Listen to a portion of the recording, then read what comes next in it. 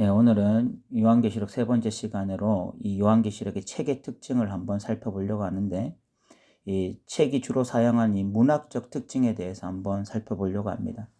과거 저는 이 다니엘서, 에스겔서, 요한계시록과 같은 이 성경들의 저자는 자신들이 본 한상에 대해서 무아지경 속에서 그대로 본 한상을 옮겨 적은 것이라고 생각했습니다. 소위 받아쓰기 하듯이 본 것을 기록하기에 바빴을 것이라고 생각했습니다. 그런데 신학을 공부해 보니 그것이 아니었습니다. 다니엘서는 다니엘서의 특징을 가지고 있고, 에스겔서는 에스겔서의 특징을 가지고 있으며, 요한계시록 역시 요한계시록의 특징을 가지고 있었습니다. 왜냐하면 그들이 본 한상이 그들 안에서 다시 소화되어서 글로 기록되었기 때문입니다. 이것을 신학적으로는 기계적 영감이 아닌 유기적 영감이라고 말을 합니다. 기계적 영감이라는 것은 이 저자는 단지 받아쓰기 하는 수준에 있고 모든 것은 하나님의 역사로 성경이 기록되었다는 주장이고, 유기적 영감이라는 것은 저자의 학식이나 신학이나 성격 등 저자의 그 모든 것을 하나님이 사용하시면서도 하나님의 주된 역사로 성경이 기록되었다고 주장하는 것입니다. 그래서 우리는 성경이 사람이 쓴 책이지만 동시에 하나님이 쓰신 책이라고 말을 할 수가 있는 거죠. 그런데 요한계시록을 단지 요한이 본 한상을 그대로 옮겨 적은 것이라고 생각하는 자들이 의외로 많습니다.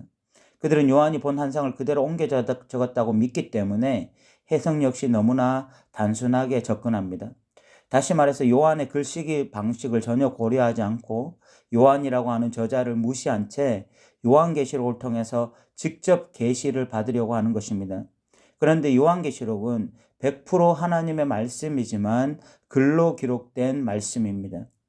이 글 안에는 요한의 정교한 글쓰기 방식이 다 녹아져 있습니다. 요한은 한상을 보았지만 그것을 받아쓰기 하듯 기록한 것이 아니라 심사숙고하여 정교한 문학 작품으로 표현해 내었습니다. 이것을 불경건한 것으로 보시는 분들은 모든 성경을 불경건한 것으로 봐야 합니다. 모든 성경은 다 그런 식으로 기록되었기 때문에 그렇습니다. 모든 성경은 그 저자의 고유한 글쓰기 방식을 통해서 우리에게 전달되고 있는 것이죠. 그래서 우리가 바울 서신을 알려면 바울의 이 고유한 글쓰기 방식을 알아야 되고, 베드로 서신을 알려면 베드로의 고유한 글쓰기 방식을 알아야 하듯이 요한계시록 역시 요한이 주로 글쓰기 하는데 어떤 방식을 사용했는지를 알아야 하는 것이죠. 그렇다면 요한의 이 글쓰기 방식에서 가장 중요한 것이 무엇인지를 우리는 살펴봐야 하는데, 이 요한계시록에서 가장 많이 사용된 것이 바로 상징입니다. 상징은 주로 그림으로 그려줄 수 있는 메시지인데 이것을 해화적 계시라고 지칭하기도 합니다. 예를 들어 어린 양, 사자, 책, 여자, 하나님의 보좌, 시험의 때, 용, 큰 성 같은 것들은 모두 상징적 표현입니다. 어떤 신학자들은 요한계시록을 문자적으로 있는 그대로 해석해야 한다고 주장하기도 합니다. 상징적으로 해석할 수밖에 없는 것 외에 모든 것은 문자적으로 해석해야 된다고 말을 하는 것입니다. 그런데 이런 신학자들은 아주 극소수이고, 그리고 신학계에서는 그렇게 환영받지 못하는 의견입니다. 요한계시록 1장 1절만 봐도 상징적 해석이 훨씬 많다는 것을 바로 알게 됩니다. 이 승천제와 같은 사이비는 14만 4천을 문자적으로 해석해서 그 숫자 안에 들어야 한다고 주장했습니다. 그 숫자가 문자적이냐 상징적이냐 하는 것은 해당 본문에 가서 좀 더 주의 깊게 살펴보겠지만, 이 상징적인 부분조차 문자적으로 해석하게 될 때에 이런 심각한 문제를 야기하게 되는 것이죠. 또한 666이라고 하는 숫자에 대해서도 문자 그대로 해석하면서 그것을 오늘날 이 베리치카 연결시켜 해석하는 이단들도 있습니다. 이 또한 해당 본문에 가서 좀 더 자세히 다루겠습니다. 이런 식으로 문자로 해석할 것인가, 상징으로 해석할 것인가에 따라서 요한계시록이 전혀 다른 책이 되어버리는 것입니다. 그런데 요한계시록을 자의적으로 풀어내면서 각종 이단, 사이비들이 등장하고 있죠. 중요한 것은 그들의 움직임이 아닙니다. 1세기부터 이런 이단 사이비들은 있어 왔고, 성경 역시 주님 오시기 전까지 이런 거짓 교사들은 판을 칠 것이라고 이야기했습니다. 중요한 것은 성도들이 이에 대해서 어느 정도의 이해를 가지고 있는가 하는 것입니다. 성도들 역시 상징적으로 해석해야 될 본문을 문자적으로 해석하고 있지는 않느냐 하는 것입니다. 만약 그렇게 해석을 하고 있다면 이것은 뭐 심각한 문제 중에 문제죠. 정통 교단 안에 있기 때문에 뭐 안심할 문제가 아니라 결국은 해석을 이단이나 사이비처럼 하고 있다면 그것은 역시 이단적이고 사이비적인 것입니다. 그렇기 때문에 우리는 요한계시록의 글쓰기 방식을 제대로 이해하고 본문을 해석해 나가려고 노력할 것입니다. 요한이 쓰는 상징은 주로 비유적 상징입니다. 이는 주로 은유나 직유나 가정으로 나타납니다. 은유라는 것은 A는 B다라는 식입니다. 예를 들어서 철수는 늑대야라는 표현이 있다고 생각해 보십시오. 사람과 짐승은 같은 범주가 아닌데 둘을 하나로 묶고 있습니다. 그리고 그것을 통해서 어떤 메시지를 전달하려고 하는 것입니다. 늑대라는 것은 야성적이고 도전적인 어떤 인물을 묘사하는 것일 수도 있고 은큼한 존재라는 것을 묘사할 수도 있습니다. 더 넓게는 교활하다, 요리조리 잘 빠져나간다, 썩은 음식을 찾아 헤맨다, 욕정으로 가득하다 등등의 이미지로 사용될 수 있습니다. 이런 식으로 요한계시록에는 은유적 표현이 많기 때문에 주의를 기울여서 본문의 의미를 잘 해석해 가야 됩니다. 또 직유적 표현도 자주 등장합니다. 직유라는 것은 뭐뭐처럼, 뭐뭐 같은 이런 표현입니다. 예를 들어서 주님은 목자처럼 나를 사랑하신다라는 식의 표현입니다. 세 번째는 가정입니다. 예를 들어 목자와 같은 이가 나를 사랑하신다 이런 표현이 바로 가정이죠. 그러나 어떤 분들은 이런 이야기를 들을 때 오히려 더 요한계시록과 멀어질 것 같다고 말씀하실 수도 있을 것 같습니다. 너무 복잡하다는 것이죠. 이런 것을 다 고려하면서 성경은 읽지를 못할 것이라고 말씀하실 수 있을 것 같아요. 그렇다면 하나만 생각하시면 될 것 같습니다. 그것은 요한계시록은 문자 그대로 해석하기보다 상징적으로 해석해야 된다는 것입니다. 또한 요한계시록에는 이 숫자의 상징적 의미가 대단히 중요한 의미를 차지하고 있습니다. 요한계시록에서 3, 4, 7, 12의 네 숫자와 그들의 제곱 숫자들은 굉장한 의미를 가지고 있습니다. 먼저 숫자 7은 성경에서 언제나 완전 숫자를 의미합니다. 하나님은 천지창조를 7일 만에 하셨고 제사를 지낼 때는 제단에 7번 피를 뿌렸습니다. 시편 71편 12절에 7번 진노가 나타나는데 이는 죄에 대한 하나님의 의로움의 만족을 표현하는 것입니다. 그렇기 때문에 우리는 7이라는 숫자가 요한계시록에 나올 때에 그것을 결코 흘려보낼 수가 없습니다. 요한계시록에서는 이 세 번의 재앙이 나오는데 그 재앙은 인재앙, 나팔재앙, 대적재앙입니다. 그런데 세 가지 재앙은 모두 7개의 재앙으로 구성되어 있습니다. 이 재앙들이 모두 7로 구성되어 있다고 하는 것은 이 재앙의 완전성을 드러내고자 하는 목적일 것입니다.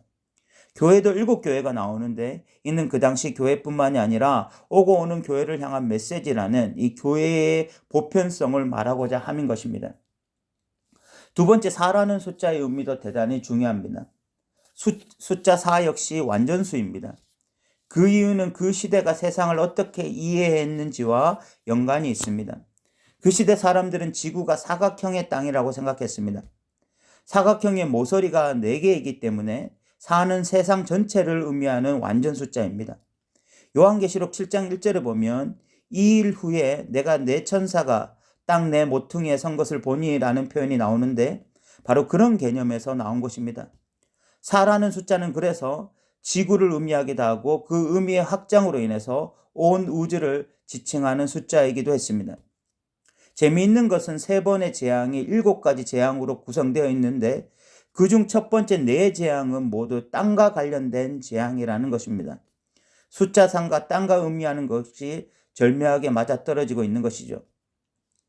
또 10이라는 숫자도 대단히 중요한 의미입니다.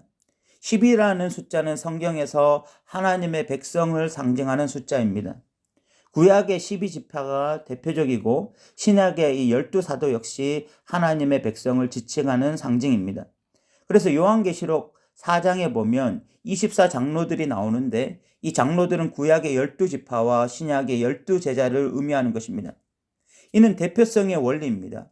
구약의 12지파는 곧 구약의 모든 백성들을 의미하고 신약의 12제자는 신약의 하나님의 모든 백성들을 의미하는 것입니다. 그러므로 24장로들은 곧 하나님의 모든 백성들을 의미하는 표현입니다. 숫자 3은 삼위일체 하나님을 드러내는 숫자입니다. 숫자 6이라고 하는 숫자는 미완성을 의미하는 숫자로 보입니다. 바벨론이라는 용어와 바벨론이라는 큰 성으로 묘사된 것이 6번 사용된 것은 바벨론이 미완성의 나라이며 불완전한 나라이고 그것에 참된 구원이 없음을 보여주고자 의도적으로 그렇게 표현한 것으로 보입니다. 여자라는 단어 중에서 6번 이 음녀 바벨론을 언급한 건 역시 동일한 의미로 보이고 666을 짐승의 숫자로 표현한 것 역시 불완전함을 표현하고자 함이었을 것으로 보입니다. 이렇듯 요한계시록에서 상징적 의미를 파악해 나가는 것은 대단히 중요합니다. 오늘날 상당수가 이 요한계시록을 문자적으로 읽고 해석하는 경우가 많습니다. 그렇게 될 때 요한이 진정 의도하고자 했던 바를 놓치게 되고 자의적 해석을 하게 될 텐데 그렇게 되면 이단들이 해석하는 것과 별 차이가 없어지는 결과를 초래하는 것이죠. 그렇기 때문에 우리는 1차적으로 이 해야적 계시로 표현된 요한계시록을 머리로 그림을 그려보면서 읽는 것이 굉장히 중요할 것 같습니다. 그 그림은 굉장히 우스꽝스러운 그림, 유치한 그림으로 보일 수도 있습니다. 그러나 요한이 그림 언어로 표현했기 때문에 그림 언어로 그림을 그리는 것은 저자의 의도를 잘 따르는 것이라고 할 수 있습니다. 그리고 난 이후에 그 그림 언어가 무엇을 표현하는지, 그 상징이 무엇을 의미하는지 그 의미를 찾는 작업을 하면 굉장히 유익이 있을 것입니다. 실질적으로 그림을 가지고 요한계시록을 강의하던 교수님이 있으셨습니다. 고신대 이 송영목 교수라는 분이 계셨는데 저도 한번 그 강의를 들은 적이 있었습니다. 처음 그분이 그림을 보여줬을 때는 굉장히 유치하다는 생각이 들었지만 그 그림과 강의가 병행되었을 때에 저도 큰 유익을 얻었습니다. 그렇다면 이제 마지막으로 요한은 왜 상징을 사용해서 요한계시록을 썼을지를 짧게 생각해 봐야 됩니다. 요한은 상징을 통해서 진짜 세상을 보여주고 진짜 나라를 보여주며 진짜 실체들을 보여주려고 한 것입니다. 우리는 육적인 눈으로 세상을 바라보며 살아가고 있습니다. 우리는 이 세상을 매일 눈으로 담아가며 살아가고 있죠. 그러다 보니 우리의 눈은 때때로 너무 보이는 것에 치중하며 살아가고 있습니다. 때때로 우리는 보이는 세상이 전부인 줄 알고 살아가기도 합니다. 저도 그런 경험을 종종 하곤 합니다. 아침에 성경을 읽고 기도를 하고 시작을 해도 정신없이 하루를 살아가다 보면 보이는 세상만 보면서 하루를 그냥 보내었구나라고 깨달을 때가 있습니다. 하나님도 보지 못했고 진리도 보지 못했고 오직 보이는 세상만 보고 하루를 산 것입니다. 주위의 사람들, 그들이 했던 말들, 또 여기저기서 들려오는 소리들, 거기에만 집중을 하고 산 것이죠. 그렇게 하루, 이틀, 일주일, 한 달을 살아보면 어느 순간 보이지 않는 세상은 진짜 보이지 않게 됩니다. 기도를 하지 않는 것도 아니요, 성경을 보지 않는 것도 아닌데 그것은 하나의 종교적 습관이 되어버렸고 영적 맹인이 되어 있는 것입니다. 그럴 때 요한계시록을 다시 깊이 묵상하면 요한이 다시 영화를 보듯이 그림 영상으로 우리를 초대하여 보이지 않는 세상을 우리에게 보여주는 것입니다. 거기에는 초월자이신 하나님이 계시고 그분이 다스리시는 하나님 나라가 있습니다.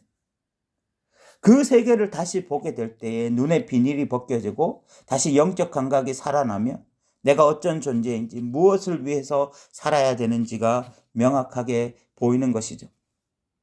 상징을 통해서 모든 실체가 온전히 드러나는 것입니다. 그것을 위해서 요한은 상징을 사용하는 것입니다. 사랑하는 성도 여러분, 우리 요한계시록을 통해서 보이지 않던 세계가 우리 눈에 밝히 보여지길 바랍니다. 그래서 이 세상이 진짜 실체가 아니라 진짜 실체는 바로 하나님이 계신 그곳이라는 것을 확신하게 되기를 원합니다. 그래서 우리가 그 나라에 우리의 삶을 투자하고 우리가 이 땅에서 가이사가 주십니다라고 고백하지 아니하고 오히려 하나님이 만왕의 왕이십니다. 주만이 진정한 주인이십니다라고 고백하며 살아가는 저와 여러분 되시기 바랍니다. 오늘도 들어주셔서 감사합니다.